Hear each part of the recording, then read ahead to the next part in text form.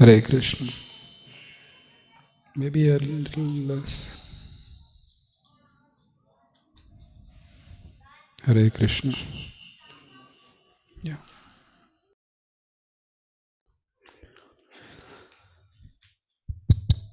Even little less is. Hare Krishna. Yeah, I think so. Those who are on the Zoom call, Hare Krishna. Anil, Sita Hare Vena. Krishna Prabhuji, Dandavat Pranam. Hare Krishna Prabhuji, Hare Dandavat Krishna. Pranam. Hare Krishna Prabhuji. Hare Krishna Hare Krishna. Prabhuji. Haribo, Lakshmana Garu. Hare.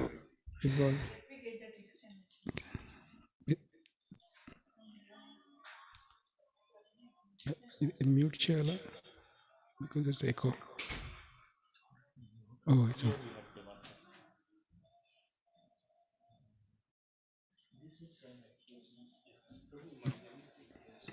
Hare Krishna Prabhuji. Hare Krishna. It's better now. Yes. Thank you.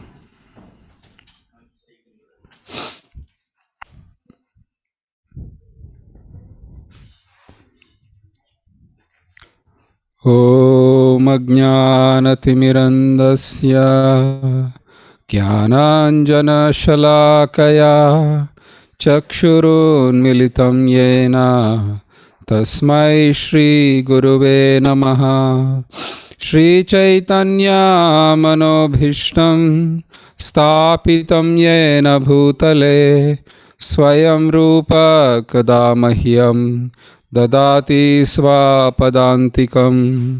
वन्देऽहं श्रीगुरोः श्रीयुतापदकमलं श्रीगुरून् वैष्णवांश्च श्रीरूपं साग्रजातां सहगणा रघुनाथान्वितं त्वं सजीवं साद्वैतं सावधूतं परिजनसहितं कृष्णचैतन्यदेवं श्रीराधा कृष्णपदान् सहगणा ललिता श्रीविशाखान्वितंश्च हे कृष्णा करुणा सिन्धो दीनबन्धो जगत्पते गोपेशा गोपिका कान्ता राधाकान्त नमोऽस्तुते। तप्तकाञ्चना गौराङ्गी राधे वृन्दावनेश्वरी वृषभानुसुते देवी प्रणमामि हरिप्रिये। वाञ्छाकल्पतरुभयश्च कृपा सिन्धुभ्य एव च पतितानां पावनेभ्यो वैष्णवेभ्यो नमो। Rambabu got little low volume. Thank you. Jaya Shri Krishna Chaitanya Prabhu Nityananda Shri Advaita Gadadhar Srivasadi Gaura Bhakta Vrinda. Hare Krishna Krishna Krishna Hare Hare Hare Rama Rama Rama Hare Hare. Matsamo nasti papatma na paradhi च कश्चन परिहारे pilajjame किम्ब्रुवे पुरुषोत्तम। भूमौ स्खलितपादानां भूमिरेवावलम्बनं त्वयि जातापराधानां त्वामेव शरणं प्रभो। गोविन्दवल्लभे राधे प्रार्थये त्वमहं सदा त्वदीयम् इति जानातु गोविन्दो मां त्वया सह। राधा राधितराधेश राधिका प्राणवल्लभा राधारमण वन्दे त्वं राधिका प्रेम निर्जिता। हरे Krishna. Thank you.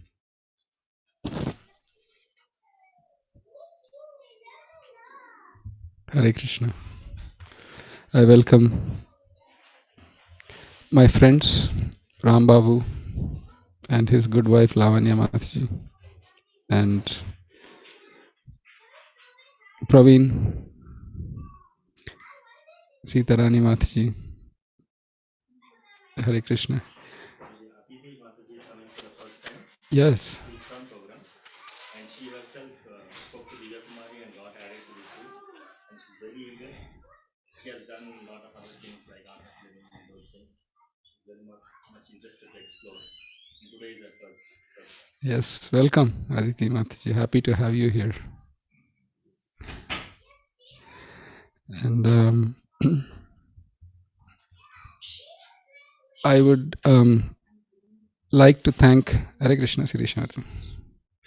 I would like to thank my friend and his good wife, Achyuta Kumar Prabhu and Divya Kumari Mataji, for opening the doors of their home, along with their two beautiful children, Avanish and Aradhya, for opening the doors of their home and their hearts so that we can be assembled here to discuss about Krishna.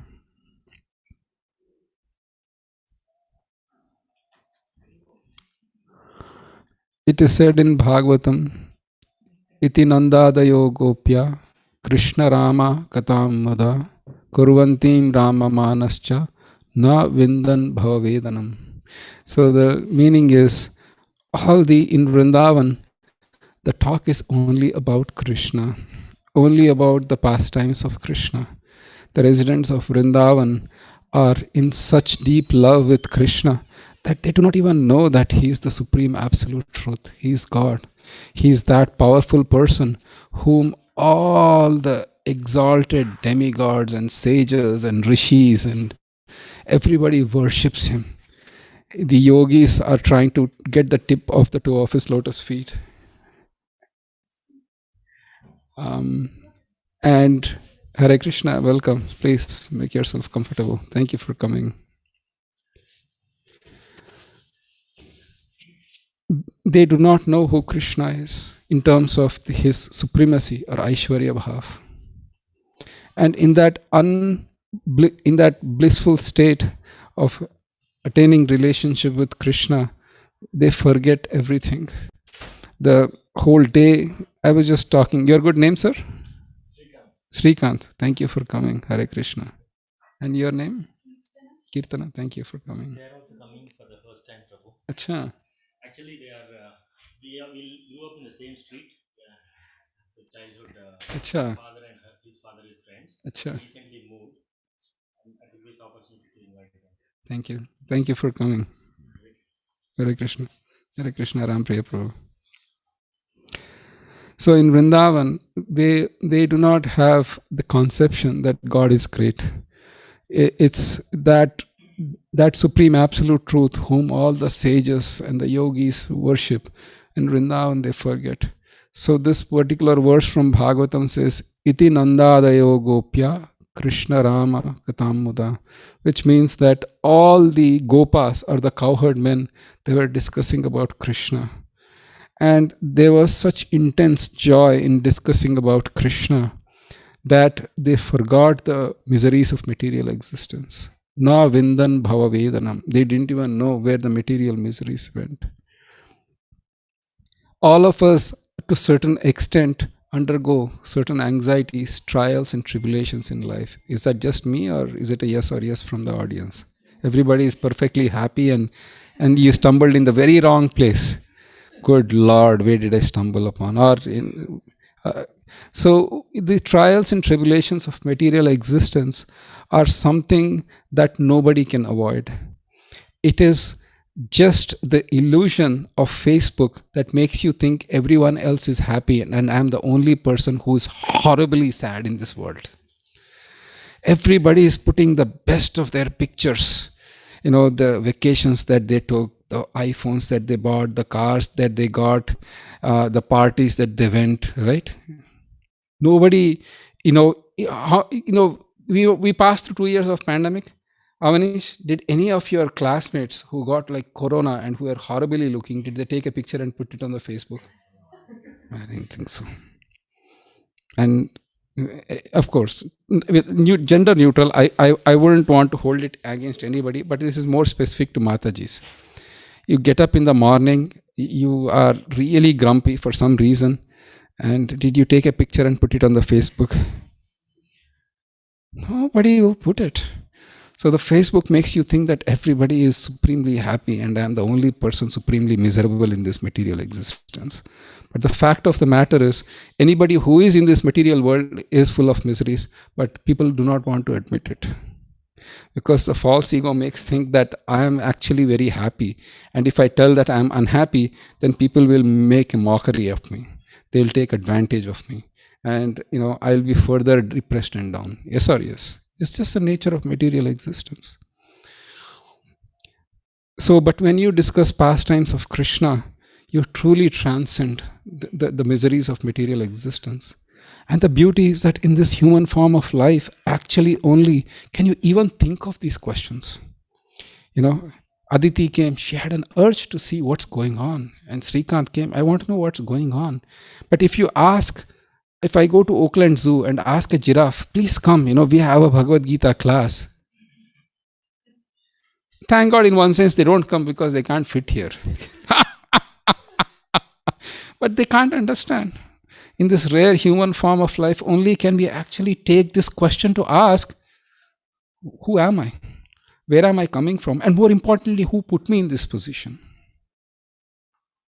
Nobody gets up in the morning thinking, Srikant, do anybody gets up in the morning and says, today, God, let me have a very fatal accident.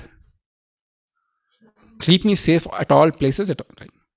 So the idea is that in this material existence is something that you perceive miseries, but then there is this capacity that I can do something about it. And indeed, the scriptures say the same thing.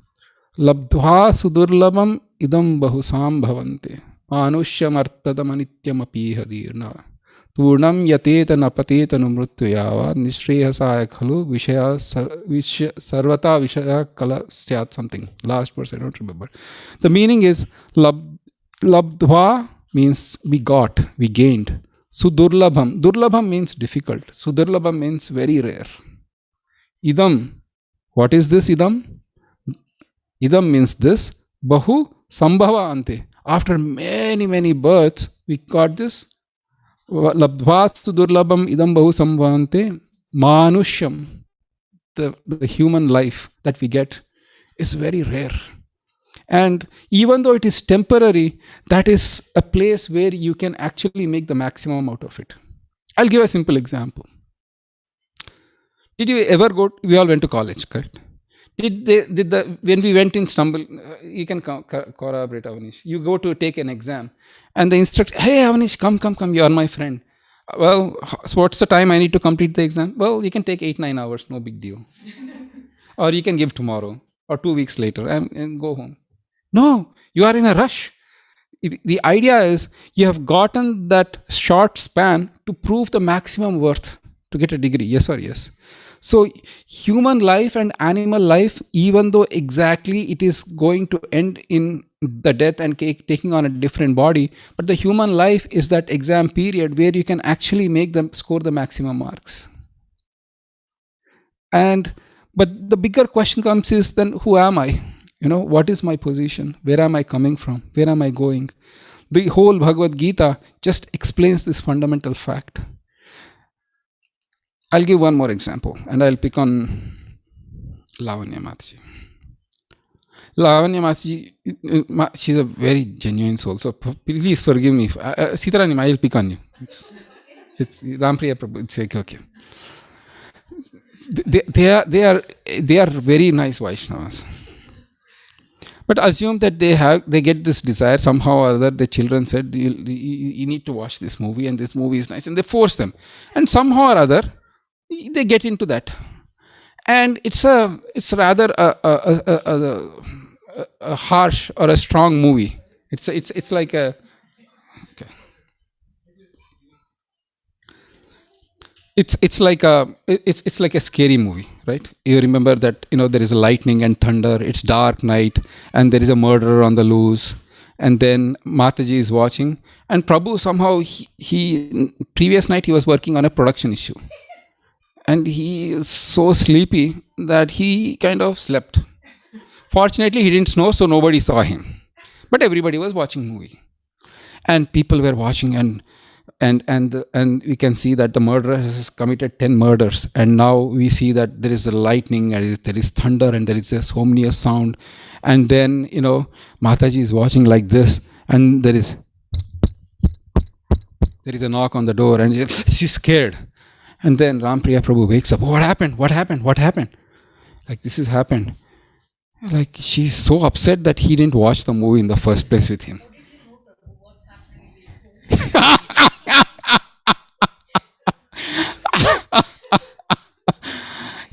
She was so upset. First, he didn't watch. Second thing is, Rampriya Prabhu is not at all affected by the movie, whereas Mataji is absorbed in the movie and she's affected. Yes or yes? So this material existence for us is just like that movie, where to the extent, Hare Krishna, to the extent you absorb yourself in material matter, to that extent you take the headaches and the troubles of the material world. But Rampriya Prabhu was blissfully asleep. He didn't know what was going on, and he woke up fresh. He said, I don't mind. So similarly, spiritual life is something, Hare Krishna, you're able to hear in the back? Okay. So spiritual life is something where birth after birth, you're born, you are given a particular name. You don't get a menu card when you are born, yes or yes? Which country you want to be born. Everybody will say United States of America. Full population will become here. India will be fully free. Land of sages. Which color you want? There will be no black people or brown people. Everybody will white. Do you want to be wealthy or poor? Did you get a menu card before you were born? No, you're born. Just like you are born now, without you having any control on where you are born, when you are born, how you are born, in the next life you'll be born like that. And this cycle of birth and death is what 99.99% of the people are bound in. Thinking that I am that body, I take on the headaches of the body. Just like, which is superfluous, which is not me. Because I have never been attached to matter, but I am being pushed into that situation where I assume that I am that body. And therefore you fear, how will I lose? The changes that are coming, that will scare you. But Bhagavad-Gita is saying that if you can get to the spiritual equilibrium, then these things won't disturb you. The good or the bad, the happiness or the distress. Krishna is saying that you will be equanimous. Because it will be just like a movie. Assume that you are aware that you are in the movie. You'll realize that the murder is coming, but it's not coming to my home. It's happening in the screen, yes or yes. But you will be like, whatever. But if you are into the movie, then all you need is a tap on the shoulder. Yes or yes. So similarly, by talking about Krishna, the Brijvasis, they forgot the pains of material existence. They didn't feel any pain, but even apparent the pains of material existence, they forgot. And spiritual life is that. We will today we'll sing the Gopi Geet, which is the song which is sung by the gopis. You can actually it's there in the Vedas. Don't need to do it. Just no, it is there.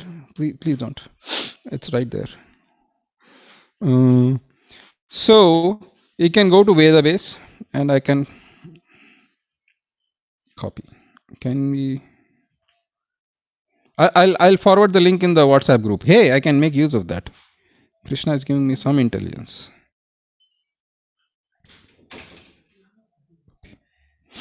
I'll send it in the WhatsApp group. You can pull up on your smartphones. Okay. Here, on the smartphones. Is everybody able to get it? It's there in the WhatsApp group. It's loading? It's okay. Achita Kumar Prabhu, you have to do your touch thing here. For somehow or other, it's. Thank you. For those who are online, we'll just sing the Gopi Gita and cancel. Okay. We'll all sing together. I'll go in a slow melodious voice. Good. Is it 2 or 3 beat?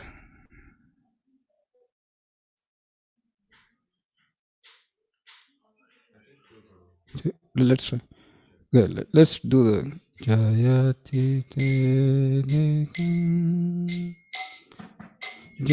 Okay, all right. So let's do that. Let's all do it together. Okay. Gopyuchuhu Jayati te dhikam Janmana braja Shayata indira Shashvadatrahi Daitadrishatam Dikshutavaka Tvaidrita sava Tvam vichinvate Saradudasaye Sadhujatasa Sarasijodaro Sri Mushadrisha Suratanathate Shulkadasika Varadanihnato Neha kim vadha Vishajalapyaya Vyalarakshasa Varshamaruta Vaidyutanala Vrishamayatmajat Vishwato bhaya Vrishabhate vayam Rakshitamuhu Nakhalu gopika Nandano bhavan Akhila dehina Antaratmadre Vikhana sarthito Vishwaguptaye Sakhayudeyima Slow Satvatam kule Virachita bhayam Louder Vishni dhuryate Charanamiyusham Samsmrit irbhaya Karasaroruham Kantakamadam Shirasi dehina Shrikaragraham Vrajajanartihan Virayoshitam Nijajanasmaya Dvamsanasmita Bhaja sakhe bhavat kinka pismano Valaruhananam Charudarshaya Pranata dehinam Papakarshanam Trina चरानुगम्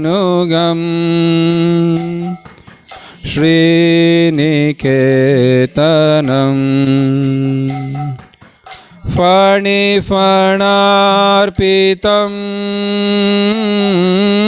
ते पदाम्बुजम् कृणुकुच्चेषुना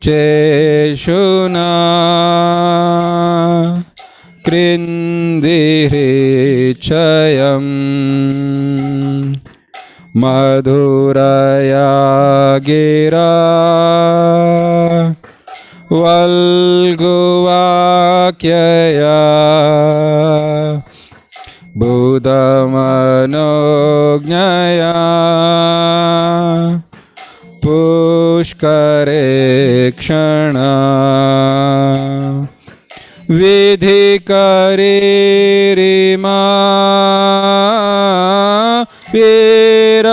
विरमुह्यते आदरसिधुना अप्याययस्वना तव कथामृताम् तप्तजीवनम् कविभिरीडिताम् कल्मषापहम्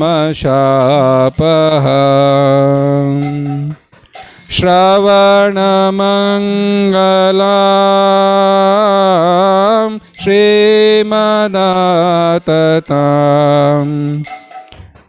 भुवि गृह्णन्ति ये भूरिदा जना प्रहसितं प्रिया प्रेमवीक्षणं विहरणं च ते ध्यानमङ्गलम् रहसि संविदो या हृदि स्पृशा कुहकनो मना क्षोभयन्ति छलसि यद्व्रजा चारयन् पशुन् नलिनसुन्दरम् नाथ ते पदम्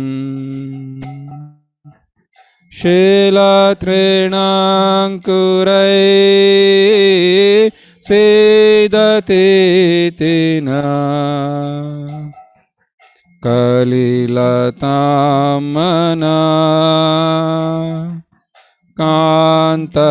कान्तगच्छति दीनपरीक्षये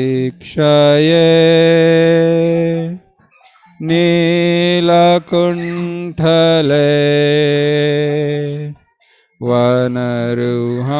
वनरुहाननम् बिभ्रदावृतम् घनरजस्वलम्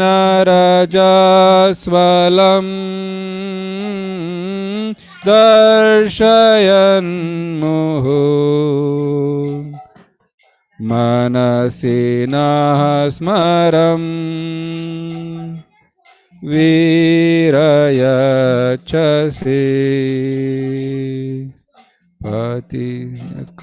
पतिकामदम् पद्मजार्चितम्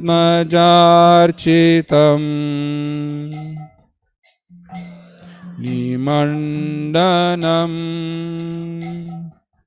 ध्येयमापदि चरणपङ्कजम् शान्तमं च ते रमणनस्तने Swarpayadhiham Suratavardanam. Louder. Shokanashanam Swaritavenuna Shushtuchumbitam Itararagavisma Aranam Nrina Vitaravirana Te dharamritam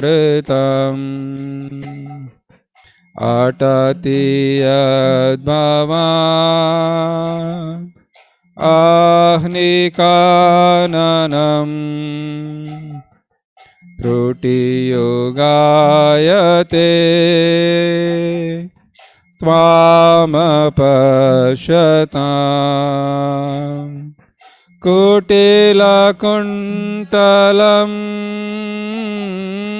Srimukham Chate Jada Udikshata Pakshmahridrejam Patisutanvaya Bhratrubandhava Ativilangyate Tyachutagata Gati Vedastavod Ohita Kitavayoshita Kastya Jennishi Samvidam Hichayodayam Rahasitananam Prema Vikshanam Briharurahashriyo Vikshadhamate Murati Spriha Muhyate Mana Anaukasham Vyaktirangyate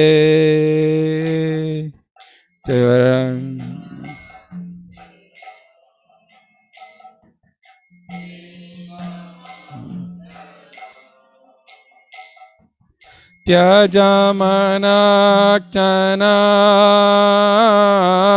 Tvasprihatmana Charanamidrujam Yannishodhanam Yatte sujata charanam buruham staneshu Bhitaha shanai priyadadi mahi karkasheshu Tenatavim yatasi tadvyatena kim sve Kurpadibhir brahmatidhir bhavadayusham naha Hare Krishna Hare Krishna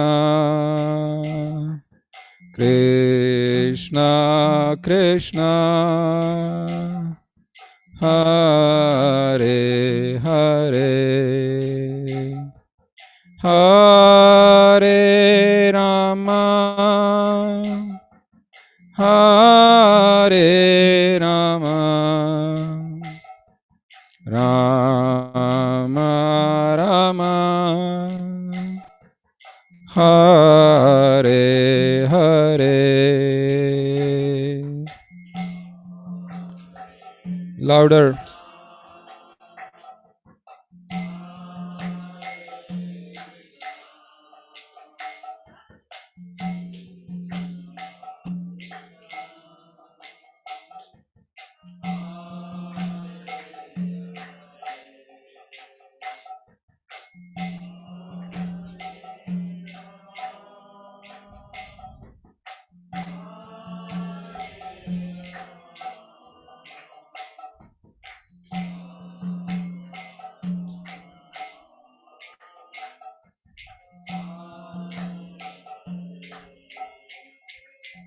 Hare Krishna, Hare Krishna, Krishna Krishna, Hare Hare, Hare Rama, Hare Rama, Rama Rama, Hare Hare.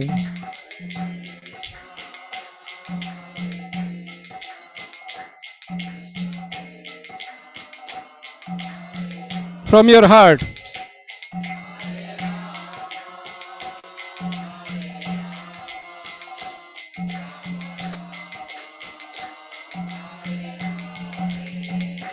Hare Krishna, Hare Krishna, Krishna Krishna, Hare Hare, Hare Rama, Hare Rama, Rama Rama, Hare Hare.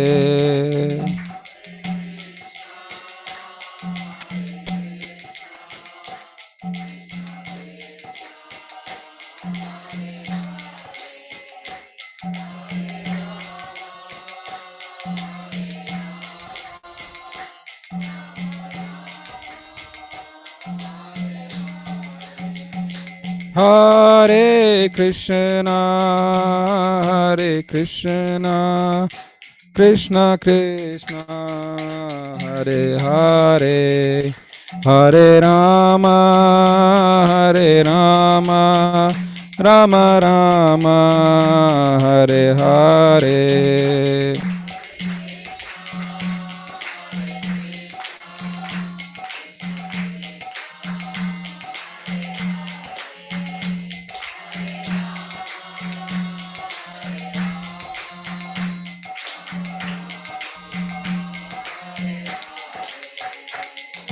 Hare Krishna, Krishna Krishna, Hare Hare, Hare Rama, Rama Rama, Hare Hare.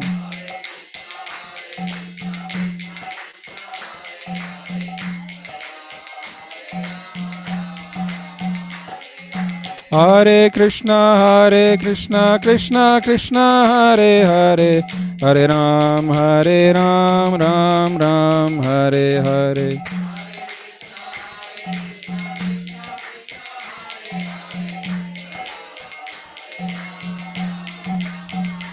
Jaya Prabhupada, Jaya Prabhupada, Jaya Prabhupada, Jaya Prabhupada.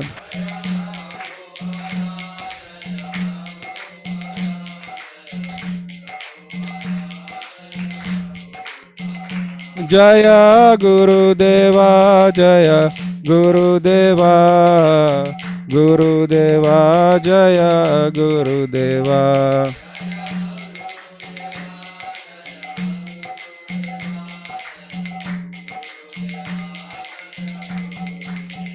Nittai Gaura Hari Bol, Hari Bol, Hari Bol, Nittai Gaura Hari Bol.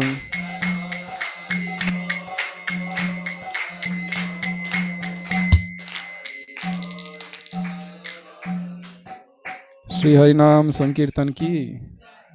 Hare Krishna. Hare Bol, Nanswaran Prabhu. Hare Krishna Mati. Thank you for joining. So what do? We'll go for the Bhagavad-Gita flow, or do you want to hear more Krishna Katha? Whatever you want me to do, I'll do. I'm your servant, Achyuta Kumar Prabhu.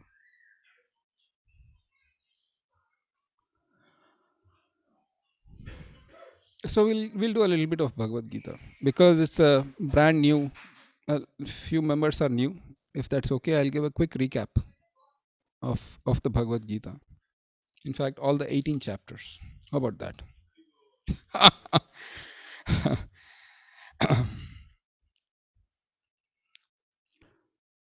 Bhagavad-Gita, contrary to the very philosophical and very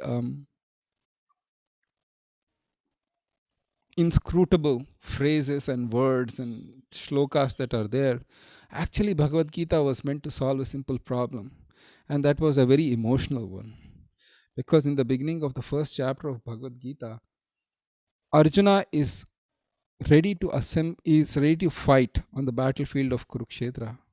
Why he sees this? He sees who are those people who are against him, who are willing to fight, and he sees that they are his own relatives, brothers-in-laws, fathers-in-laws, nephews, and grandfather, teachers like Dronacharya and Kripacharya. Seeing all these different grades of relatives, Arjuna says to Krishna, "Oh Krishna, I will not fight." And going back into the story of Mahabharata, who was Krishna in relation to Arjuna on the battlefield of Kurukshetra? He was his charioteer who was driving his cart. And the first chapter was not just purely emotional, because Arjuna actually takes great pain to explain why. And he gives social reasons, he gives spiritual reasons, he gives historical reasons, he gives so many reasons on saying, Krishna, I won't fight. And at the end of the first chapter, Arjuna says he takes his Gandiva bow and he keeps it aside. And in the second chapter, actually, Krishna, for the first part of the second chapter, Krishna philosophically explains the difference between body and soul. What is Atma and what is this Sharir that is covering the Atma. He gives two examples. One example is easy to relate. Here Ryan is 4 years old, but at one point of time, we are all 4 years. Yes or yes? But we have now become much more ahead than 4 years.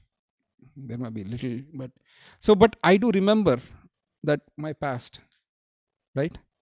Now, if you go back to India or go back to your parents, and then you say like a 4-year-old, give me some toys, or even worst, take me in your arms and carry me around. But hey, that's the same me. But then where is that 4-year-old body gone? It's gone. It doesn't come. But I lived through that phase. I witnessed my body growing from that stage to this stage. But I'm different. I'm seeing the body grow, but I'm not that body. Is that a simple understanding? If you calmly think about it, I witnessed my body grow, and I no longer have that body of a 4-year-old. In fact, if I act like a 4-year-old, they will put me in a mental hospital, saying he has some, mentally he is not developed. And Krishna says another example. The example he says is that clothes. We put on clothes and we give up clothes. We don't lament. Every day night, you won't have a funeral ceremony for these clothes, saying, oh my God, I'm changing my clothes to my night clothes, and these clothes are... No, it's not me. These clothes are not me. They are different. So Atma is different and body is different. And Krishna explains at length on these two things.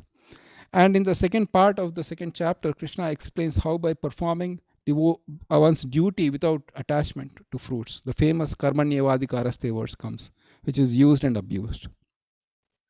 And at the end of the second chapter, Krishna says, he says that by following this, and he gives, and Arjuna asks the question, like, who is Sthita Prajna and so on. So many details go through. But in the end of second chapter, Krishna says, Esha Brahmi Sthiti Partha Nainam Prapya Vimuhyati Sthitva Syamanta Kalepi Brahma Nirvanam Ruchati. He says that those who are in this consciousness, even at the time of death, they attain to the kingdom of God, Brahma Nirvana. So that ends the second chapter. In the third chapter, Krishna talks about Karma Yoga, because theoretically understanding that I am not this body, to a certain extent, everybody might understand. The word soul is used in so many places in the West. They use the word soul, the soul of America, or the soul of this company, right? They use the word soul, but having just the knowledge of soul will not be sufficient, because the idea is our past karmic reactions are so strong that you cannot overcome just by that theoretical knowledge that I'm not the body. And because there is a tendency to kind of push through, like you're being pushed through. I'll give a simple example. A person who's businessman, wherever he goes or she goes in the whole world, they only see how to make money. You put them in the most desolate corner of the world, they'll know how to make money. In fact, I have seen so many places near my hometown when I was growing up. I was small. These these businessmen from Rajasthan, Marwadis they are called, right? They came. They were really poor. I really knew how they were dressed up and everything. They came from a different part of India. They didn't know the language of the place where I was living. Yeah, 20 years later, they are multi-crore-patis. So that mind works like that. So Krishna says that unless the tendency is purified, you cannot immediately give up your activity. In fact, in Bhagavad-Gita, the first problem in Bhagavad-Gita is India mein people say, Beta, Bhagavad-Gita mat pad. Don't read Bhagavad-Gita. Why? Because you will go to forest. Arey Baba, Arjuna wanted to go to forest. Krishna said, don't stay your duty. Yes or yes? Bhagavad-Gita is a book for call to action, not to run away from your action or responsibilities. Arjuna wanted exactly, he said, in the first chapter, he said, Krishna, I don't want this kingdom. Kim no rajyena govinda kim bhoger jivitena. I don't want this kingdom. I will go to forest. And Krishna said, no, you'll go to forest, you'll have sins. So you have to stand and fight. And the Karma Yoga, Krishna explains how this material world is just, when you perform an action, there is an equal and opposite reaction. Newton law says. Spiritually also, there is, if you perform duties, then you'll get opposite reactions. You might think nobody is seeing, but that is taken care of. So he explains at length about how one performs activities for Lord Vishnu, and they don't come under the karmic reactions. I'll give an example. You have a war going on right now. Which part? Anytime there is this Kali Yuga, so get used to wars. Unfortunately, at some part of the world, war is going on. A soldier goes into the war, and then he shows a lot of heroic bravery, and he kills enemy soldiers, and he shows heroism. Does he come back and he's put into prison, right? Because he killed people? He got a medal. But the same soldier, he goes out off duty, no tour of some country, and he goes to a restaurant or some place, Jamba Juice Bar, for keeping it simple. And then he picks up a fight with somebody and shoots him. He's the exact same thing of killing, yes or yes? But will he get a gold medal this time for killing somebody at the juice bar, Jamba Juice? What will he get? Exactly. Karmic reactions are like that. Krishna says that when you work in the higher order of the established Vedas and one performs one duty, then one performs one duty for Vishnu, then one is free of karmic reactions. Otherwise, for every action, there is equal and opposite reaction. And we have been collecting our bank balance since time immemorial. And it's impossible to get out. But there is a possibility. Otherwise, if it is impossible to get out, half of the people will walk out. Why am I wasting my time doing Bhagavad-Gita? Yes or yes? So the whole idea of Bhagavad-Gita is, if you can stay, then we will come to them. So in the third chapter, Arjuna asks Krishna, how is it that people are performing sinful activities as if being pushed by someone? And Krishna explains that. Fourth chapter, Krishna talks about Gyana Yoga, where by performing one's karma yoga, one comes to the platform, actually realized platform, that I am not this body. One way to know how one is advancing in spiritual life is, how much am I attracted to matter? How much my hope and life is somehow, if I get if I get more and more stuff, then I'll be happy. Then you are not progressing spiritually. But gradually, again, please, I heard Bhagavad Gita class by this fellow, and now on Monday morning you go and quit. This is what's the use? No, don't do that. Gradually, it has to happen gradually. And besides, even if you want to quit, you will quit out of frustration, and the next week you are starting for a new job. Take my word for it. So in the fourth chapter, Krishna talks of Gyana Yoga, where by performing of one's sacrifices, then one comes to the actual knowledge. In the fifth chapter, Krishna talks of senses and sense control. The sense control doesn't happen like that. It's a gradual process. And Krishna says, when you are theoretically fixed on the knowledge, then you actually realize that, doing this will cause harm. For example, if you are completely aware of certain poisonous nature of something, will you take it? even though it might give you some temporary happiness. What's your name? Nakshira. How old are you, Nakshira? Excellent. Good job. Thank you for coming. So Nakshira, you will not take that, right? You know something really bad for you. Will you take it? No, and you are firmly convinced about it. People might say, "Look, you take it, try it. Who knows? I'll give you $1,000." You'll say, "No, thank you very much. Have a nice day. I spent $5,000 on treating this." Same way, Krishna is saying that when people are indulging in so much of the senses and the sense objects, when they are in touch, Krishna is saying that actually is the source of misery. Nakshira, what's your favorite food stuff? Ice cream?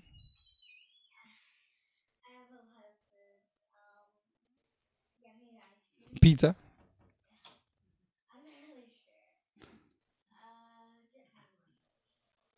Pick one. It's okay. Anything is fine. Even if you don't like it, you can tell. Black Forest cake. So, Nakshira gets a slice of Black Forest cake and she likes it. But somebody says, gets like a 2-3 pound cake. After some time, she'll keep eating, and after that, she'll fall. You'll be still healthy. If you eat the 3 pound cake, you'll fall sick, right? The same thing. So, Krishna is saying that initially the senses and the object with the senses seem pleasing, but after that, it's kind of pain. Just think about it. Anything. Oh, that relationship. Oh, all I need is that person to kind of marry me or become my partner. Oh, my life will be perfect. Ask any married man, they will be like laughing at you. And if you are married for 22 years like me, I don't know what my reaction is. With all due respect.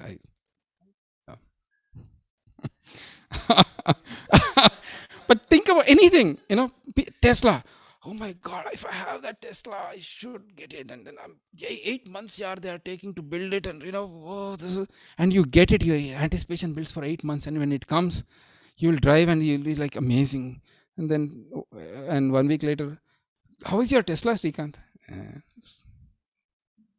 Yes or yes? It's so anything, yes, Aditi, if it's a free flowing thing. So please raise your hand and ask questions. We'll stop anytime.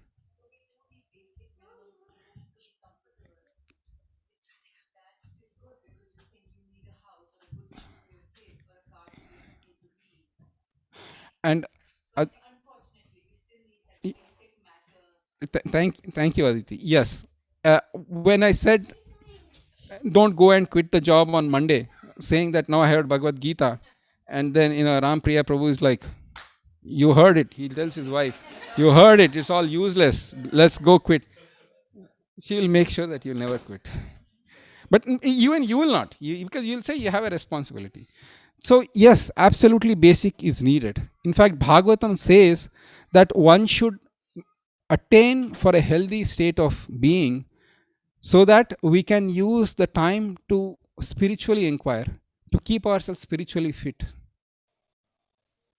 If you are not spiritually fit, then you really cannot do devotional practices. So absolutely, we are not proposing that we go homeless or give up our jobs or put the tent outside in the park next to my house. You'll not be. No, that's not the purpose. But the idea is somehow, if I can get more, if I can achieve that position, the material world is such, it will give you a false impression or sense of happiness. And that's what Bhagavad-Gita says, don't fall into that trap. Do your duty, but don't fall into that trap. Is that helpful? Yeah. Because you have a higher being. I mean, and Aditi, to an extent, you can know as well. You will have that dual or triple personalities in you. You are a wife, you are a mother, you are an employee. And you know that you have to balance out.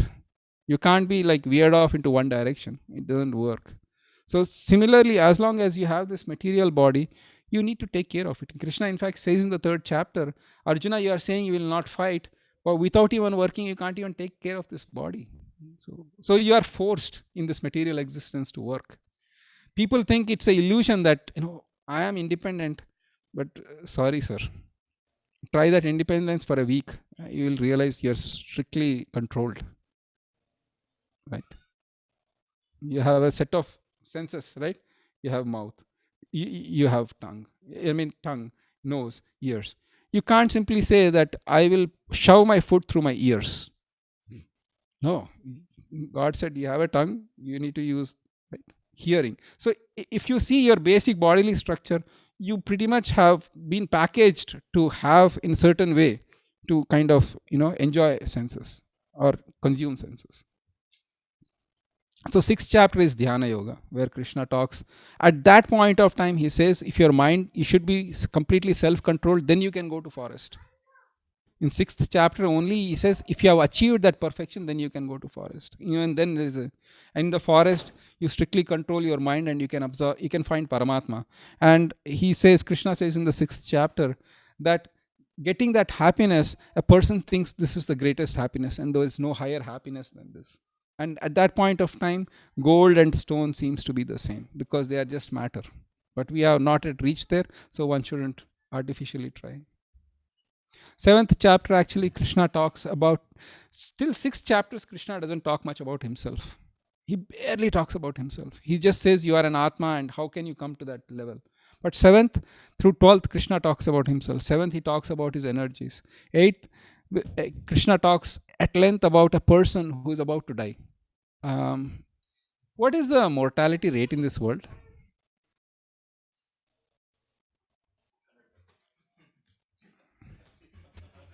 Is that true? Cancel. It is true indeed, surprisingly, because anybody, if we ask anybody, sir, how long you've been here? I've been living here for 800 years. What? No. Anybody who has to come has to go.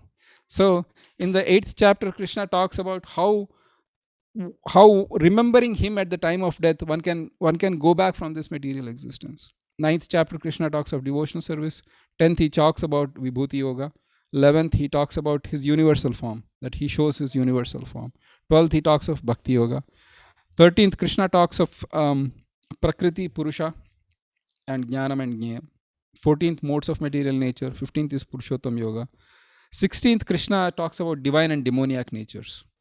He says there are two kinds of people, those who are divine and those who are demoniac. And he explains at length who the demoniac people and how, because please understand, one thing is you might be seeing people who are really demoniac, like who have no dharma, no sensitivity. All they are focused, so narcissistically focused on their own thing in life, and they are willing to cause pain to other to get there. I don't care. And I can eliminate you, I can get rid of you, as long as my goals are not met. I see you as my competitor, you need to get out. How many did anybody have that experience, or is it just me? Yeah, at least in Kali Yuga, right, Mataji? You have so much of big land. Now you need to occupy your neighboring country just to kind of, you have such a big land. Anyway, you are not using it, but you need extra. So Krishna says, but he says that these demoniac people, they are in constant anxiety, because think about it. Kids, Avanish, one of the best things about movies is that the hero goes independently. He or she can kill anybody, and then the body is lying, but they walk as if, and they go on to the next meal having burgers, thinking that nothing happened. Yes or yes? There is that assassin. There is the that hero that is going freely, robbing banks or killing people. You tell Avanish, you can go pick up a fight with. Go actually try this. Don't try this. You go to the neighbor.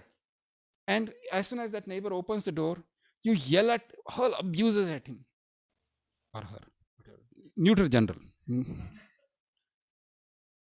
You come back, you'll be like, oh my God, I said something, and we don't know what that person will do or say. Yes or yes? And these people, they show on the screen that they are doing all this nonsense of killing people and walking around as if everything is cool. Guys, don't believe in that, because in the real life, you'll see how you hurt someone, you are always in the fear that they will hurt you back.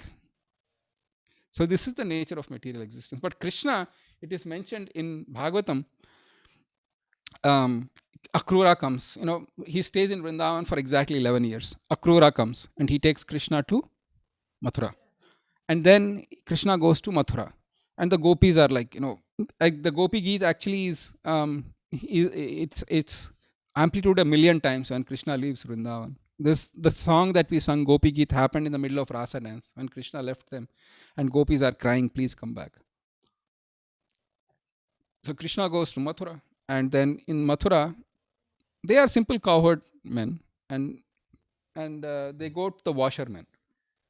And Krishna says, we are Krishna and Balaram, oh washerman, please give us some nice clothes to wear. And the washerman, he says, you are mountain dwelling village people. How dare you ask the clothes? These are king's clothes. How dare you ask these clothes? You just go away. If you have any fear of your life, you should never even come back here. Just go away. What does Krishna does? He takes his arm. He just chops off the head of the washerman. And then he takes whatever clothes he wants. He puts on. And then he goes in Mathura. There was no FIR filed and police chasing him after that. There was no, arrest warrant out for Krishna because the washerman was murdered. No, he is independent, supreme, absolute truth. He can do what he wants to. So the idea is what you are enjoying in movies is actually done by Krishna, and is done in a very carefree manner. But what you see in the movies where all these things are happening is just don't try it at home kind of situation. But when you enjoy Krishna's pastimes, then your heart is satisfied, your mind is satisfied, and your soul is satisfied. And somehow or other, if you can get attracted to Krishna, life after life, you will actually take that knowledge and that spiritual advancement, right? So 16th is full of demoniac and divine natures. 17th is again modes of material nature with explanation of Om Tat Sat. And 18th is a big chapter of Bhagavad-Gita where Krishna summarizes the entire Bhagavad-Gita. But should I tell you the secret, or if you know one verse of Gita, then you know entire Gita? Should I tell you? Okay, I think most of you know. Sarva dharman parityajya mamekam sharanam vraja aham tvam sarva papebhyo moksha ishyami ma suchaha. Sarva dharman parityajya mamekam sharanam vraja aham tvam sarva papebhyo moksha ishyami ma suchaha. Sarva dharman parityajya mamekam sharanam vraja aham tvam sarva papebhyo moksha ishyami ma suchaha. So Krishna explains in the 18th chapter, 66th verse, of how when one abandons all varieties of dharma or any form of activity and just surrenders onto him, then Krishna protects. Because Krishna is the supreme absolute truth. There is no power that can oppose him. When we say something, Hare Krishna, Sukeshwari Mataji, when we say something, there it might or might not happen. Yes or yes? I'll pick on someone. This time I'll pick on you, Rambabu, Lavanya Mataji, if that's okay. And Rambabu Prabhu is seriously working, and Lavanya Mataji says, I'll cook the most delicious vegetable pulao and raita. And somehow it so happens that she gets a call, or Nayana, their daughter, something happens, she's busy and she doesn't cook. Did it happen sometime, or is it just me? So sometimes it happens. She has the best of intentions, but something happened. Yes or yes? So sometimes it happens. Not that. Did it happen? Yeah. It happened to me also, Mataji. If just to say, and Malini is like really busy with her duty, so I understand. So don't. So when we say something, it might or might not happen. In spite of the best intentions, it was not about kind of deliberately thwarting. But Krishna is the supreme absolute truth, and when he says something, which power can oppose his words? Oh, Krishna said that, I'll make sure that that doesn't happen. People are quaking in their boots. Even the demigods, the great powerful demigods, they are in front of Krishna, they're afraid. It happens so many times. Brahma, Indra, Varuna, and even in Ramayana, the Lord of the ocean, Lord Ram, he went to the shore of the ocean, and he was praying to the ocean god, please, give me way. And for 3 days he didn't come, and Ram became very angry, and he started looking at the ocean. The ocean started drying up. All the aquatics in the ocean, they started boiling. They started feeling the heat, and the Lord of Ocean himself, he rushed and came out. He said, my Lord, please forgive me. We are in the mode of ignorance. We don't know what we were thinking. So when Krishna says, Aham tvam sarva papebhyo mokshayishyami vashuchaha, there is no one who can oppose. So we can safely take that statement to home and fully depend on Krishna. Other questions? So in 18 chapters, or in a nutshell, this is Bhagavad-Gita. Well, we have been reading, and then we can continue reading like that. More questions, comment. Yes, Alokji. So surrender, that's an excellent question. Our acharyas have defined surrender as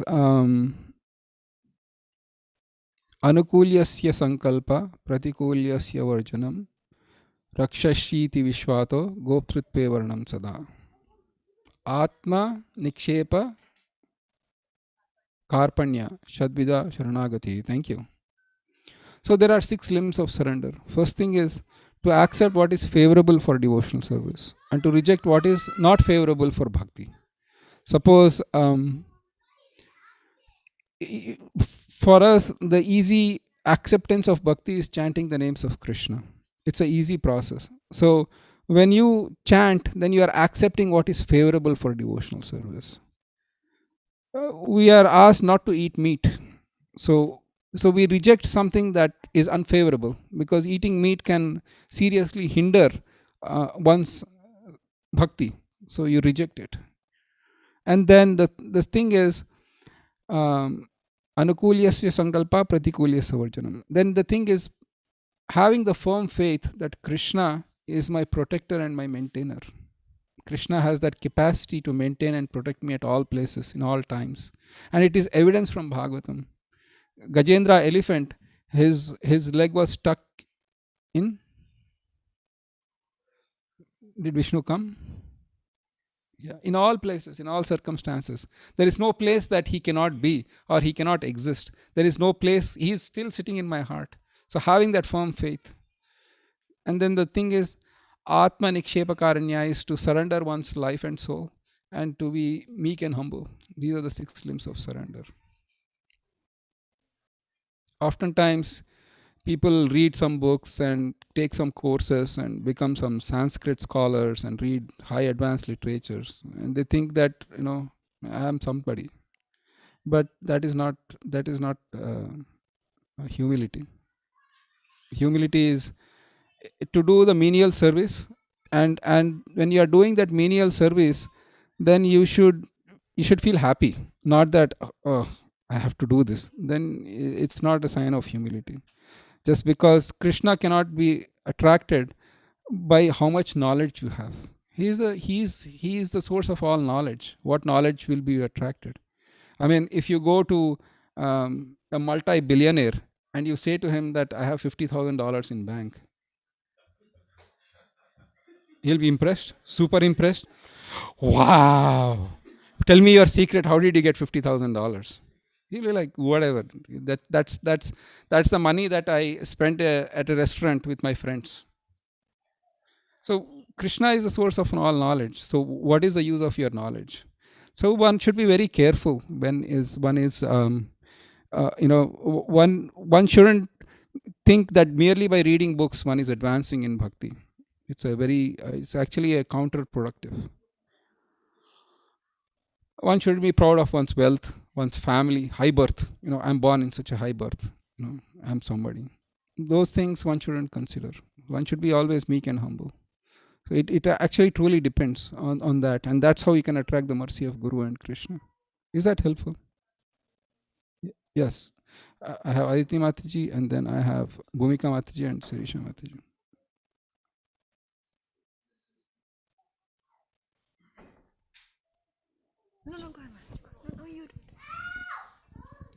What is the importance of humility, humble? Why should we be humble? Why we get, how we get mercy because of humbleness?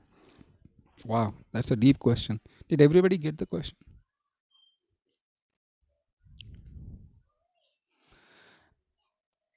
In one sense, when you want to be humble, it seems like God is egoistic.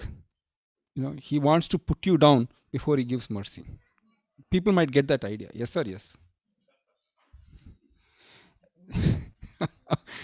So the idea here is that Krishna, please understand, never interferes with our humility, with our independence.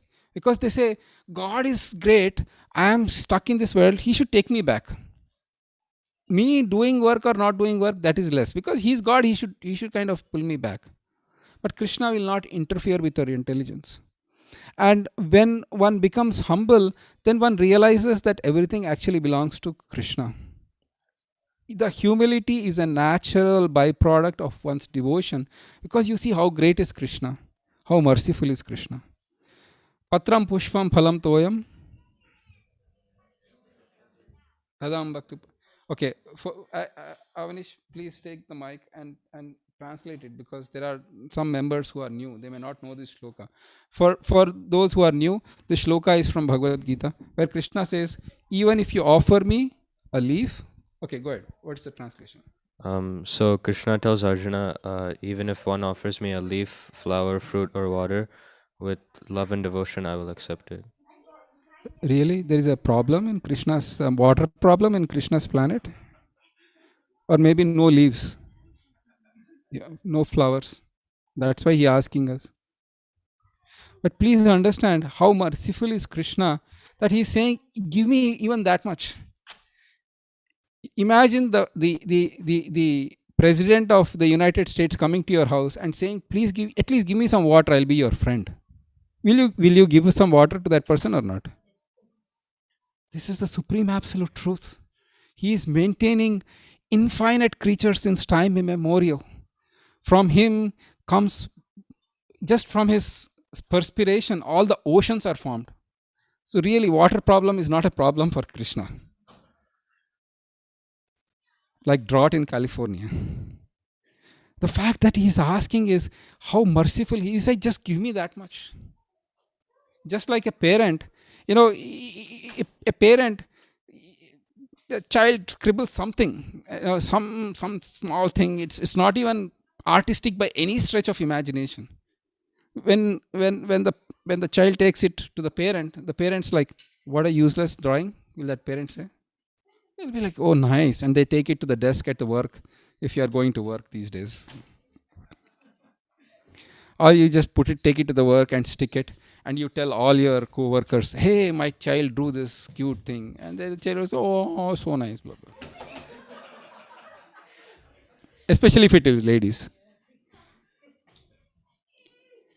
So Krishna is saying that. So when you see that you are talking about why Krishna wants me to be humble, but see his humility. That he's saying, give me at least this much with love, I'll accept it. So it is not a one-way humility that Krishna is saying, be humble, otherwise you'll be stuck. No, it's a love. It's a reciprocation of love. And in that platform of love, Krishna is equally humble. And so how much more humble we should be to capture that personality. Is that helpful? Thank you. Bhumika Mataji.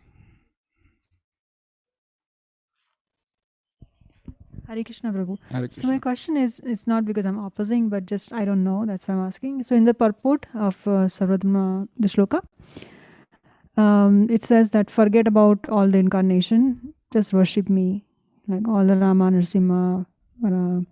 So why we are worshipping other incarnations, like for example Narasimha? I don't remember the purport exactly, but Srila Prabhupada writes that any incarnation of Krishna can be worshipped. In fact, in Bhakti Rasamrita Sindhu, it is mentioned that all the incarnations are Vishnu Tattvas and they can be worshipped. But, Srila Prabhupada in his ecstasy must have said that, just worship that supreme absolute truth in this form of Krishna, because Krishna can give protection. But when we advance, see, those who join ISKCON or those who are in ISKCON, they worship Radha and Krishna, correct, as their main deities. But as they advance in bhakti, when their Ishtadevata will be revealed according to their mode of worship. But till that time, Radha Krishna is like the preliminary deities kind of thing. And sometimes they are your Ishtadevatas and you will serve them. But as you do your bhakti, you might realize that Ram is my Ishtadev. Nrsimhadev is my Ishtadev. Like Hanuman. So we take, because Krishna gave that assurance in the form of Krishna, we'll worship Krishna. But he will gradually reveal. It could be Vishnu, it could be Lakshmi Narayan, it could be so many other. They are non-different from Krishna. Why would Krishna deny himself to you? Is that helpful? Other questions, comments? Aditi, Mataji. I really loved when you said we are doing forced labor. So, it's like you notice that more and more as I think you chant more and associate more with devotees, and you understand that outside world is just like such illusion.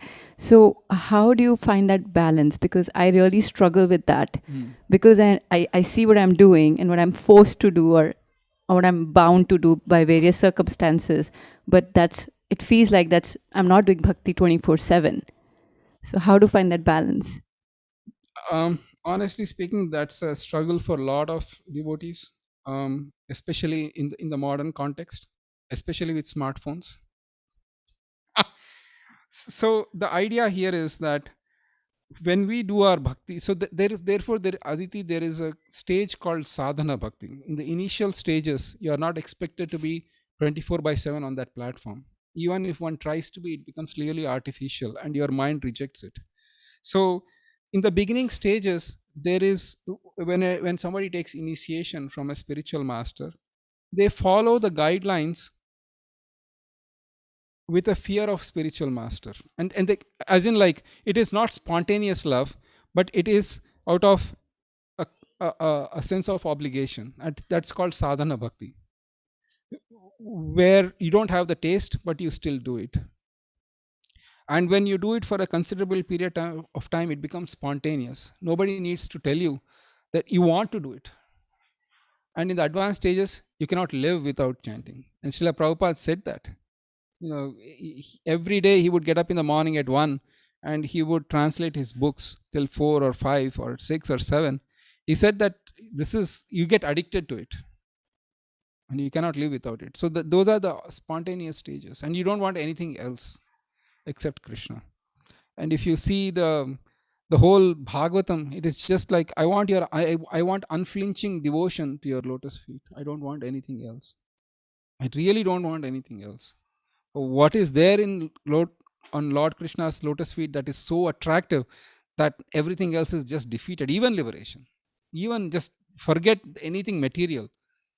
Even the post of Brahma seems like, forget. So there is something attractive, and then you will, as you advance, then you just want that, nothing else.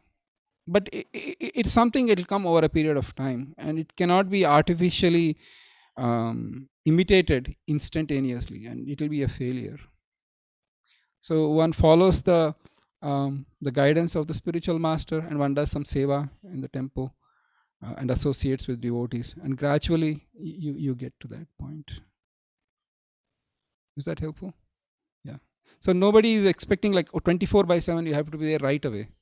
It's a struggle, because the mind, Srila Prabhupada writes, why? Because the mind, you have been in this material world for since time immemorial, it seems so pleasant, and who knows, God hai nahi, whatever, just this life is good, I'm good. There is that constant struggle between mind saying that this is world is not a best place, but not having complete faith. So you don't know where, so slowly it'll come. Is that helpful? Yes, Rambo.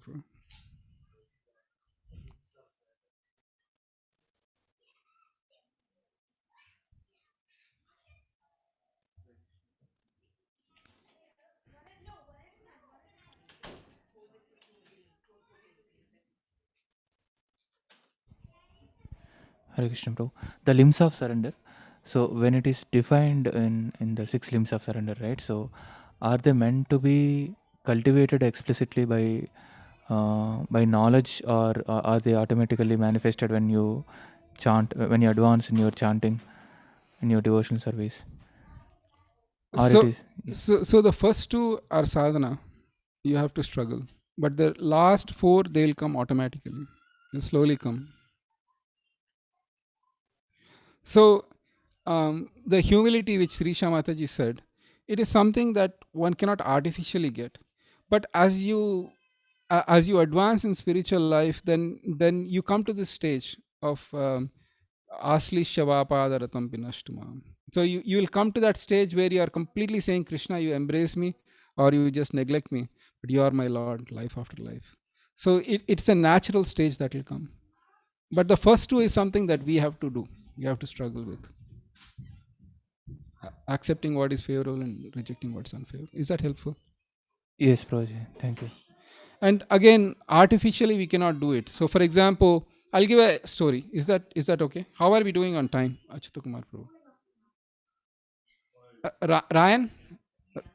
Rian, answer me a question honestly. Are you hungry?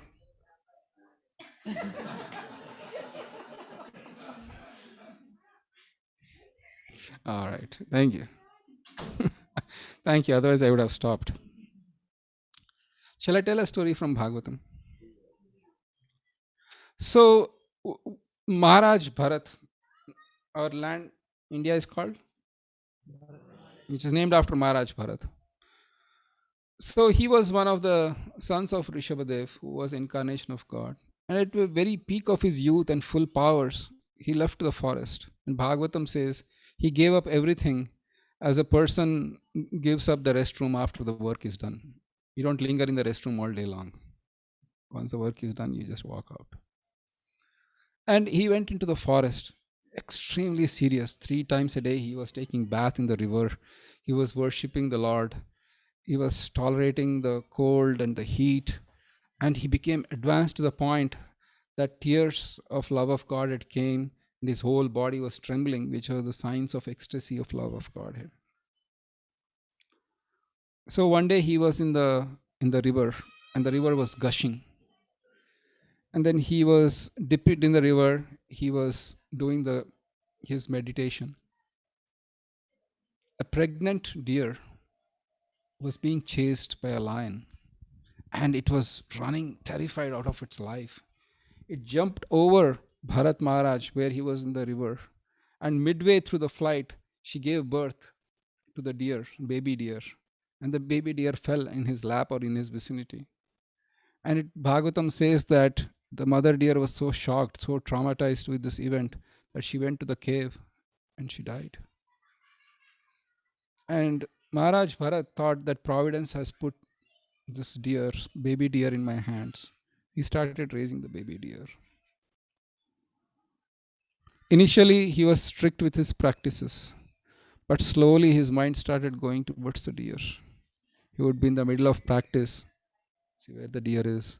If the deer went a little far away, he would be worried, did a tiger eat the deer? Or if he didn't see the deer eat, then he would be worried, did the deer eat? If the deer was feeling little low, was the deer sick? So the mind slowly, gradually started going towards the deer. And at the time of death, when the time came, his mind was absorbed in the deer. Oh, I'm leaving, I'm old, I'm dying, my body's kind of deteriorated. Who will take care of the deer? What will happen to the deer? And absorbed in such thoughts, he became a deer in the next life. Krishna says, Yam yam vapi smaran bhavam tyajatyante kalevaram tam tam evaiti kaunteya sada tad bhava bhavitaha. Please understand that Krishna says, without a doubt, whatever you think of at the time of death, your bhava, your whole absorption, your mood is in a particular thing, you will be that thing in the next life. It's very, very ironical because, for example, India, Pakistan, let's use the word. In Pakistan, they are trained to be like, against India, and, this is like the whole life they spend in a lifetime of hatred against India, not knowing in the next life they will be born in India. Isn't nature's law? Because you are thinking like that. So he was thinking of a deer in the next life, he became a. But by Krishna's grace, he remembered why he became a deer. He realized, oh, what did I do? I got this great human form of life, and instead of spending it to achieve perfection, I just fell for a deer, and then I became a deer. But after the deer body, he was born in a high-class family called Jadabharat. And this Jadabharat was an extraordinarily elevated soul. He was self-realized soul. He had no connection with the body. But he realized that because of my fate, my karma, I am born here. And he presented himself as a really, really mentally challenged person. He didn't communicate with anyone. His father said, you should first pass the stools, then take bath. He would take the bath first and pass the stools. The father tried to teach him, thinking that this fellow is really dull fellow, he can't. But he was a highly elevated soul. And father passed away. And his brothers, there were 9 brothers, they treated him really bad. They used to give him some minimum food stuff. Sometimes they used to give him nice prasad. Sometimes they would give him very stale food. But he didn't make a difference. He would take the stale food and the nice food as nectar. It is mentioned in Bhagavatam. And they were so atrocious that they would, in the night, if you have fields, if you are a farmer, at night, if you don't have somebody guarding the fields, then what happens? The animals will come and eat. So the brothers, they told Jadabharat, you stand guard the fields. And he would do that. He never complained, why am I doing this? There was a leader of dacoits. He wanted to take a human being and kill that human being in front of Goddess Kali and offer the blood of that human being to Goddess Kali, so that they had this weird ritual going on. They captured a person to do that, but that person escaped. He was afraid because he saw that these people are going to kill. Maybe he overheard. Bhagavatam doesn't say what happened, but he escaped. So maybe they overheard. Okay, the dacoit saying, okay, let's take this fellow and kill him. Oh my God, kill him. He ran away. Then they were looking. They came across Jadabharat, this exalted soul. They said, okay, this person is fit to be the human sacrifice. They captured Jadabharat and they took him. Jadabharat didn't protest. He didn't say a word. They took Jadabharat, they bathed him, put on fresh clothes, did all these things. And they took him to Goddess Kali, ready to kill. Did Jadabharat call for 911? Did he say help? No. He was so absorbed in the fact that he was not this body, and this body belonged to God. He didn't even protest, even at the time of death. The point is, we haven't reached that stage yet. So if you have some danger, then it's okay to kind of make sure that we are taken care of. Yeah, I call 911. We don't be Jadabharat. Because so does that answer your question? It's a long-winded answer, but the idea here is that because we are not on that stage 24/7, we can't be like Jada Bharat. So the later part of the story is that they try to kill him, but then goddess Kali, she saw that this exalted personality was being killed by these low class people. She burst out of the statue or the murti, and she actually took the chopper that with the same knife that they were planning to kill Jada Bharat.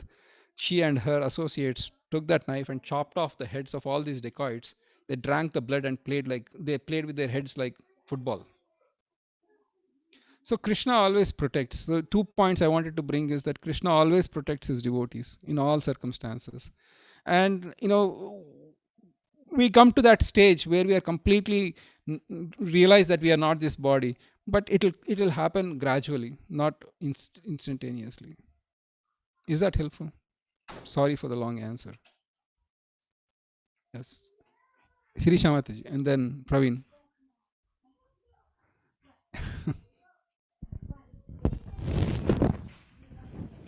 So as you said, we need to surrender, as Krishna said. So how to start, Prabhu?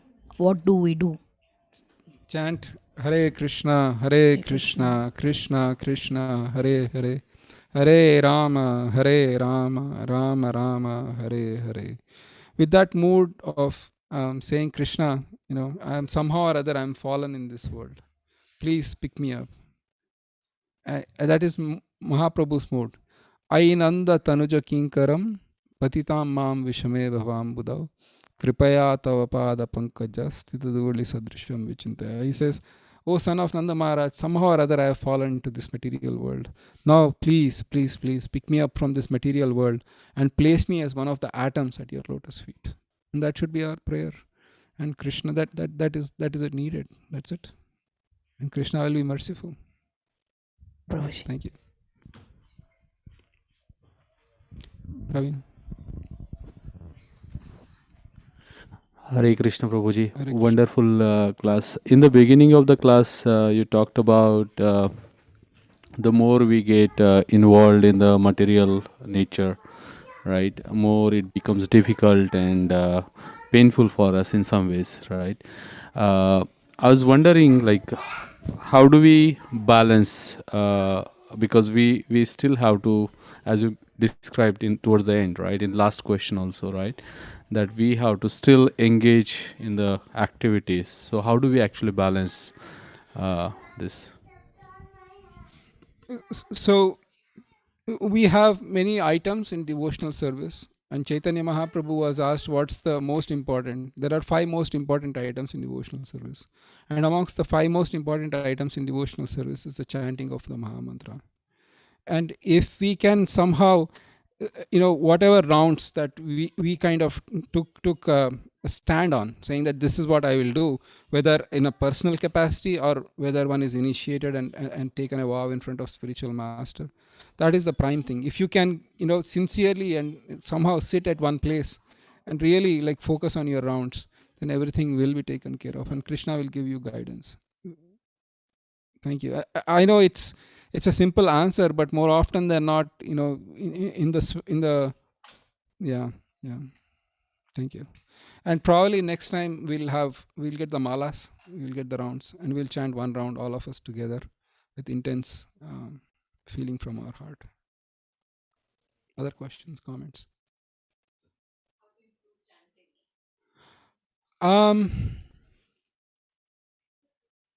So in the first step, there are three P's that one has to kind of take care of: prayer, posture, and pronunciation. At least that's the first start. Prayer is, at least we tell the mantra correctly. We don't mash it up.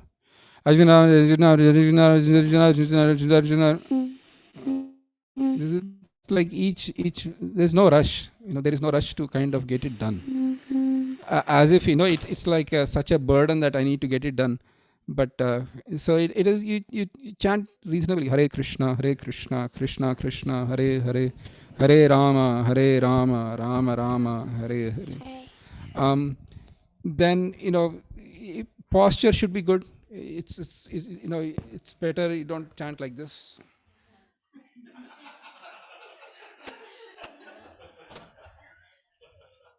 little bit straight is better. And then also prayer. Initially Srila Prabhupada says chanting means your tongue should move, lips should move, and ears should hear. Mind has its own agenda. It will keep on wandering every which place, and slowly one has to drag. But at least that's the first step in improving chanting. Other questions, comments? Yes, Venkatesh and then Rambhav.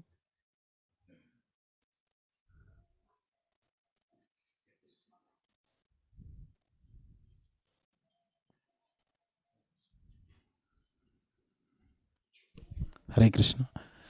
Prabhu, you said one has to be meek and humble, right? So no question about it, that's the best thing. But in this world of Kali Yuga, especially in this corporate world, we may get exploited too much, like when we exhibit that attitude all the time. How do we protect ourselves from that kind of situation? Did everybody get the question?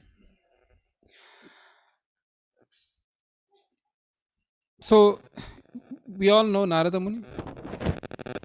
So Narada Muni, he had he talked to a snake. They are exalted personalities. They can.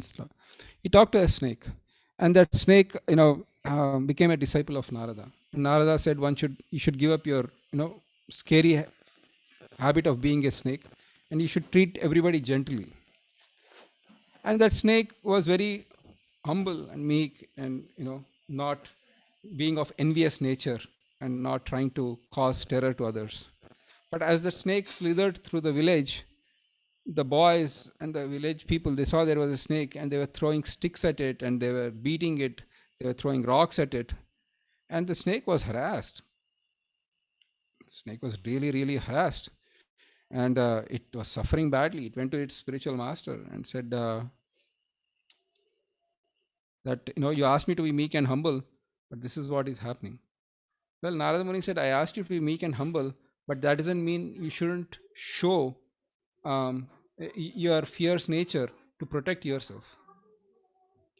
So meek and humble doesn't mean you do everything that you are asked to do in the corporate world. You'll be literally, the reward for doing some work perfectly is more work, and it's a never ending cycle. So the idea here is that you have to be and the thing is, when you do that, your spiritual life will get affected, because I don't have time. I've become the vice president of whatever, or CEO or whatever, and then I'm working 18 hours a day. Where is the time for chanting? That's where your meek and humility doesn't work. You have to be like saying nope. So you need to adjust accordingly.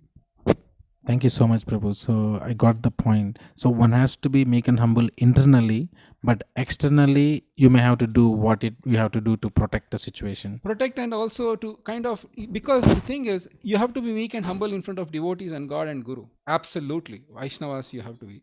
But with the external world, with the meek and humility will be exploited. They will think that I'm a person, I can take advantage of you. Yeah. So that one has to guard against. Because you will be exploited by Vaishnavas, sure, but not with the people who are just out to get it. And please understand, it is not protecting yourself, but also making sure that they are not exploiting a Vaishnava, because their aparad will go. Their own spiritual life will take a big hit. And whose fault is that? Because you allowed. And then the other thing is exploited by materialistics. They'll say, oh really? You should come drink with us. You should have a beer. And I'll be meek and humble. Okay, you said to me, I'll have a beer. It's a meek and humble thing, but we just are blunt. Sorry, no, I can't. So you see where you have to draw a line. I have one more question. Yes. So on the same point that Prabhuji asked, like to the extent that you are involved in this material world, like you are entangled to that extent, how do we think about ambition? Like unless one has an ambition, even materially, like for sure we won't be able to achieve without that. So how do you view that with the spiritual angle? I have a question for you, Venkatesh Prabhu. You ask any person who is wildly successful beyond their dreams, did they ever expect to be that successful? What will their answer be? Unless they're really materialistic and egoistic people and lying. They'll say, you can never plan. Yes or yes? You see interviews, they'll say, I never expected to be this successful. I wanted to be just a teacher, but now here I am an actor. Right? In fact, I was looking, very interesting, Narendra Modi, he said, if I had become a teacher in a village, my mother would have been so happy that she would have distributed sweets to everybody. And look where he is today. He never anticipated it. So my question is, you are saying without ambition, you'll never be successful. With ambition, are you always successful?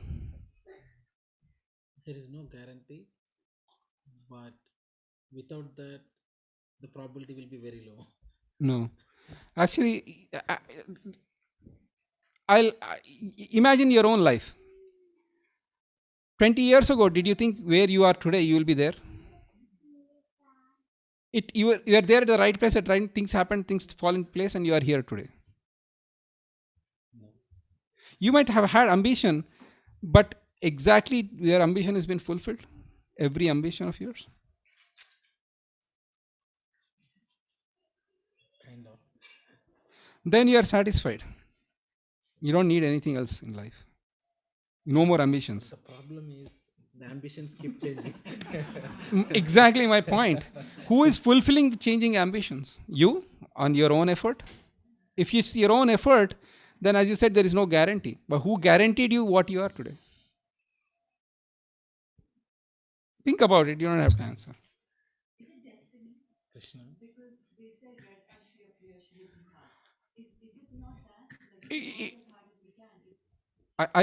Yeah. So it's not a black and white straight answer, destiny, but in a nutshell, yes. A simplified answer is destiny.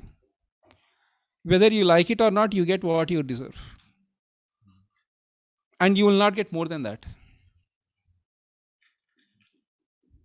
Even though one might get ambition is not the only thing. And one more thing, ambition will automatically come. Because you are in the mode of material nature, your ambition will become. As if you are a businessman and your mentality of doing business, I'll throw you in the middle of desert, you'll still make money. Because that ambition is something inborn in you. And combined with the fact that you have to struggle in this material world, don't worry, ambition, in fact, I don't know how, the goal of spiritual life is to curb the ambition, not to increase it. And to think that, no, you will do fine without ambition. Think for 1 month, no ambition, you'll be fine after 1 month. Still ambitions. In fact, Arjuna was saying the same thing. I don't want to fight. I have no ambition to fight. And Krishna said, nope, pushed. So you'll be forced. Krishna is saying in Bhagavad-Gita, you'll be forced to work. You'll be forced to have ambitions. You'll be forced to survive. You'll be forced to get Tesla or get a house. Don't worry. In material world, it will be there. So, but how much your ambition is and how much will you get is destiny. As I said earlier, you don't get up in the morning and wish something bad to happen. But who knows? Sometimes it might happen. In the same way, whatever is the opposite number, you will get it as well. The law of divine karma says that I don't want something bad to happen, yet it happens. The good, it will also happen. So yeah. So that is taken care of in this material world, Venkatesh Prabhu. Don't worry. Even you don't have ambitions, your child will have ambitions, and you have to do what you need to do. I have no ambition, Prabhu. Okay, but I'm watching Disney movie because my child said, okay, watch with me. So don't worry on that front. Yeah. Thank you. No, thank you.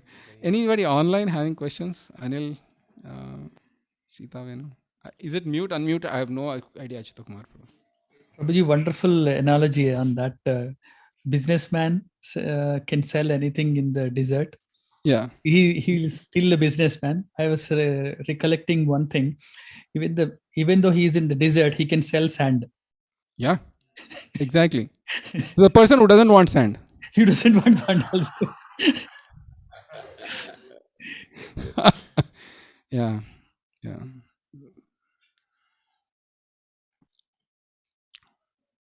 Any other final questions, comments? Yes, Rambabu Pro.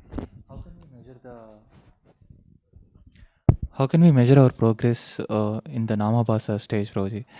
It looks like the same life going on. Some glimpses of goodness comes, and then again you'll be into passion and working. So how can we exactly measure, and then any guidelines to improve? So for there are some members in the audience who might not know what Namabhasa is. Do you know, Kirtana, what Namabhasa is? Okay, you have to explain. Please explain.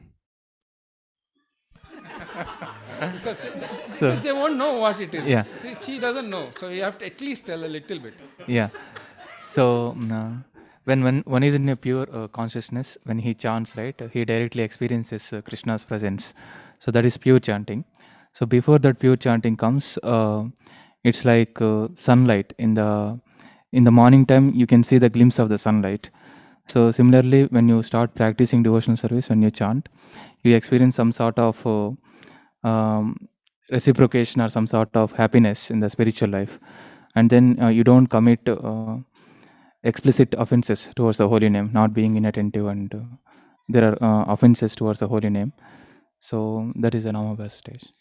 So in a nutshell, when you start chanting, first is Nama Parad stage. You'll chant, but there are so many offenses or negative things that are happening. The second stage is what is called the clearing stage or Namabhasa stage. You will see like this name is non-different from Krishna, and you will see the brilliance and the beauty of the name of Krishna. And the third stage is called Shuddhanam, or it is called the pure chanting. In that there is no offenses. And so Namabhasa is like just like I'm able to glimpse that sunlight, just like a twilight. In the morning, the sun is not there, but you can still see that you can still see even though the sun has not come. That's the Namabhasa stage. How can you improve? That's what you're saying from Namabhasa stage.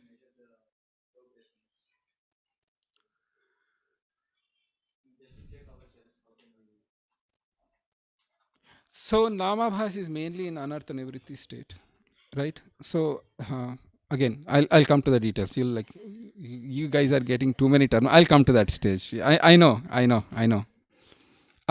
So Namabhasa is usually Anartha Nivritti. So when you are still in Anartha Nivritti, you are mostly Namabhasa, mostly. But then when you go past that, then Nishta and Ruchi, then you will see pure name of Krishna. So at least the Anartha Nivritti or the clearing of unwanted habits is something, gives an indication of Namabhasa versus Shuddhanam. And Vishwanath Chakravarti Thakur writes about 5 stages of in that Anartha Nivritti. What are the 5 Anartha Nivrittis that we need to avoid? Okay, I'll explain to them what it is a little bit. Actually, you know what? Next time. Otherwise it will be like I'll never come back.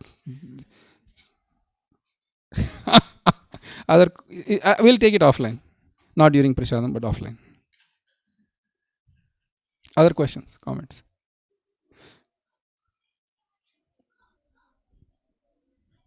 I don't have any other questions. Okay, thank you.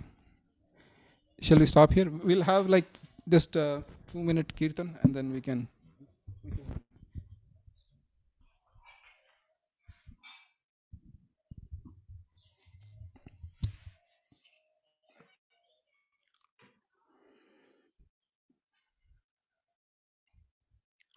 Namaham Vishnupadaya Krishna Prashtaya Bhutale Srimate Bhaktivedanta Swami Niti Namine Yaste Saraswati Deve Gauravani Pracharine Nirvishesha Shunyavadi Paschatya Deshatarine Jai Shri Krishna Chaitanya Prabhu Nityananda Shri Advaita Gadadhar Srivasadi Gaura Bhakta Vrinda.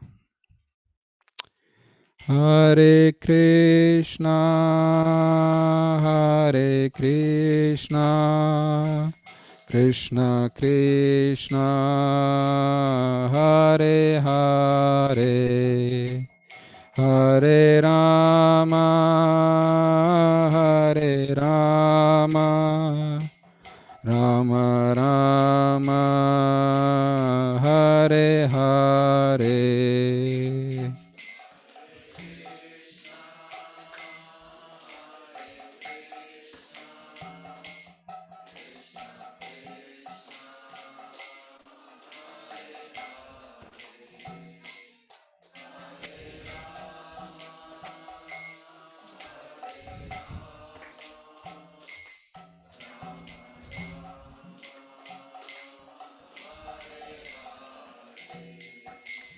Hare Krishna, Hare Krishna, Krishna Krishna, Hare Hare, Hare Rama, Hare Rama, Rama Rama, Hare Hare.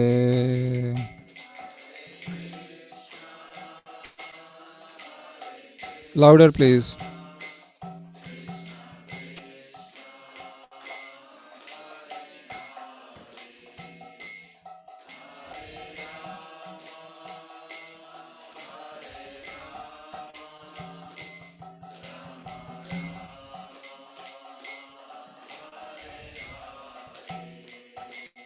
Hare Krishna, Hare Krishna, Krishna Krishna, Hare Hare, Hare Rama, Hare Rama, Rama Rama, Hare Hare.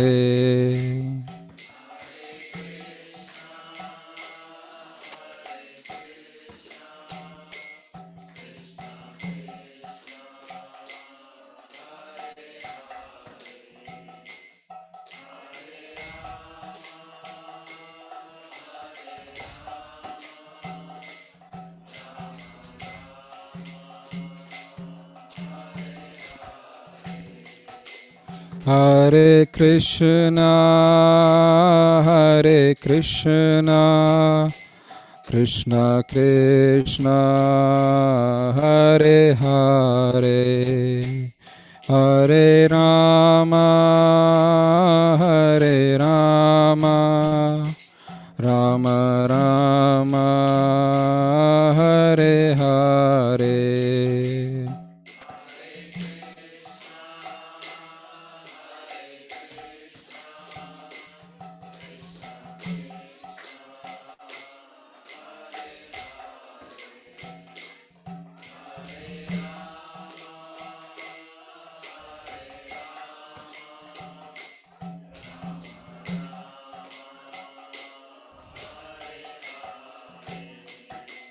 Hare Krishna, Hare Krishna, Krishna Krishna, Hare Hare, Hare Rama, Hare Rama, Rama Rama, Hare Hare.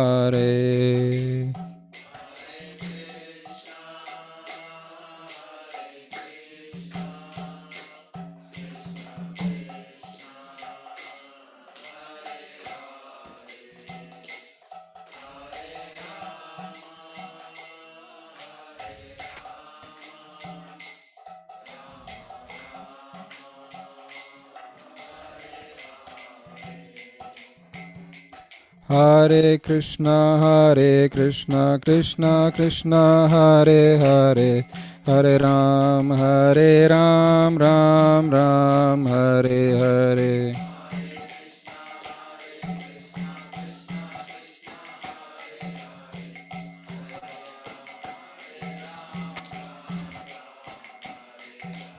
Hare Krishna Krishna Krishna Hare Hare, Hare Ram Ram Ram Hare Hare.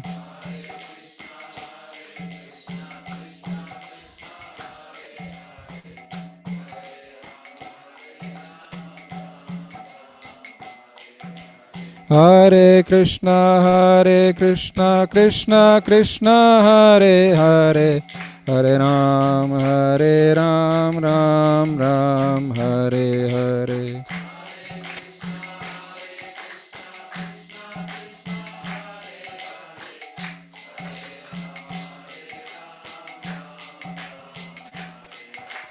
Hare Krishna Krishna Krishna Hare Hare, Hare Ram Ram Ram Hare Hare.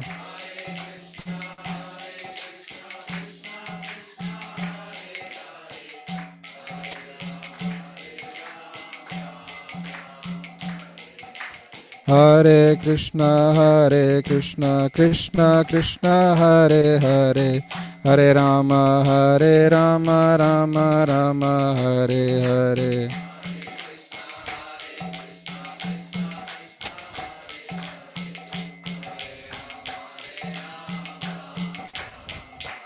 Jaya Prabhupada Jaya Prabhupada Jaya Prabhupada Jaya Prabhupada.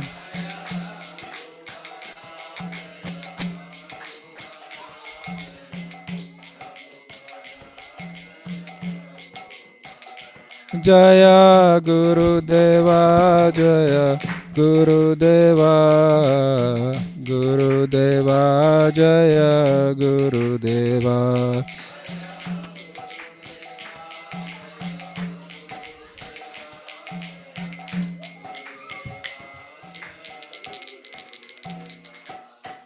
Avanish, I suddenly realized that we have prasadam ahead of us. Otherwise,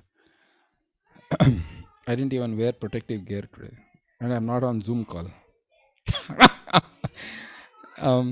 So I'm so grateful to, where is Divya Kumari Mataji? I'm so grateful to Achyuta Kumar Prabhu and Divya Kumari Mataji for hosting. And thank you so much for having us. It's been such a pleasure that after so long, when we have to, Bhumika Mataji endured too many calls on Zoom. Before that, she would come running all the way from San Francisco to attend the program. So thank you. I'm happy to be back seeing all of you in 3D. All right, till next time, thank you so much. We will meet, and thank you all for those who are joined online. Any final questions, comments, reflections? Yes. Thank you so much, Prabhu, for walking us in this path. You have read all the Shastras, Bhagavad-Gita, Srimad Bhagavatam, and you have explained it in a manner it can be understood by people like us. So thank you so much for your mercy coming here and making this house auspicious and giving this Krishna consciousness to all of us. Thank you for your mercy. Thank you. Vancha kalpataru. Thank you, Prabhuji. His Grace Srivas Pandit Prabhu ki Jai. Thank you, Prabhuji. Hare Krishna. Hare Krishna, Prabhuji. Dandavat Pranam. Thank you, Prabhuji. Thank you for all the online audience. Thank you so much for joining. We will end the online session now and then we will do the prasadam. Thank you. Hare Krishna, Prabhuji. Hare Krishna. Hare Krishna, Prabhuji. Thank you. Dandavat Pranam. Online prasadam. Hare Krishna, Vero Sita. Hare Krishna. Bye bye.